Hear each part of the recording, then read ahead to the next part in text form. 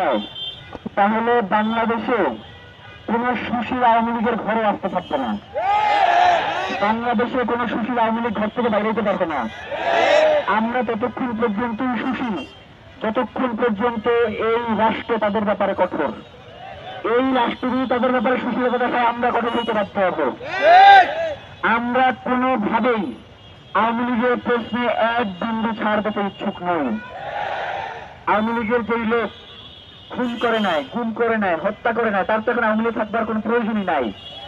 কারণ সে যদি মানসিকভাবে বিকারগ্রস্ত না হয়, যেই দল বাংলাদেশে গণহত্যা চালাইছে সেই দলের সাথে সে জীবনে সম্পৃক্ত থাকে।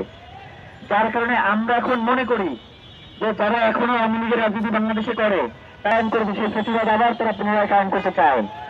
30 তারিখের পরে কোন সুশীলতা আমরা দেখবো না, দেখবেন আপনারা।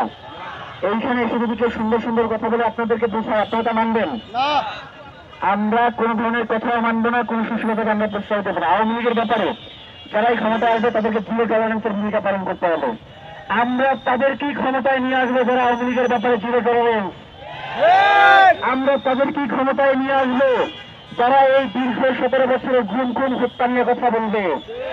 আমরা তাদেরকেই ক্ষমতায় নিয়ে আসবো যারা বাংলাদেশের স্বাধীনতা সার্বভৌমত্বকে দিল্লির কাছে বর্গা দিবে না।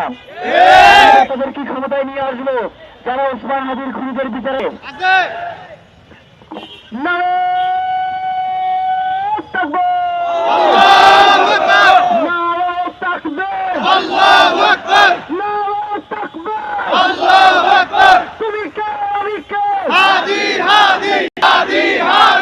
আমরা সবাই হাদি হব, যুগে যুগে লড়ে যাব, আমরা সবাই হাদি হব, আমরা সবাই হাদি হব, যুগে যুগে লড়ে যাব। দিল্লি না ঢাকা, ঢাকা ঢাকা, দিল্লি না ঢাকা, ঢাকা ঢাকা, ভারত না বাংলাদেশ, বাংলাদেশ বাংলাদেশ, ভারত না বাংলাদেশ, বাংলাদেশ বাংলাদেশ, আপোষ না সংগ্রাম, সংগ্রাম সংগ্রাম, আপোষ না বিপ্লব, বিপ্লব বিপ্লব, দালালি না রাজপথ, রাজপথ রাজপথ, দালালি না রাজপথ, রাজপথ রাজপথ, গোলামি না আজাদি, আজাদি আজাদি, গোলামি না ইনকিলাব, ইনকিলাব ইনকিলাব, বিচার বিচার বিচার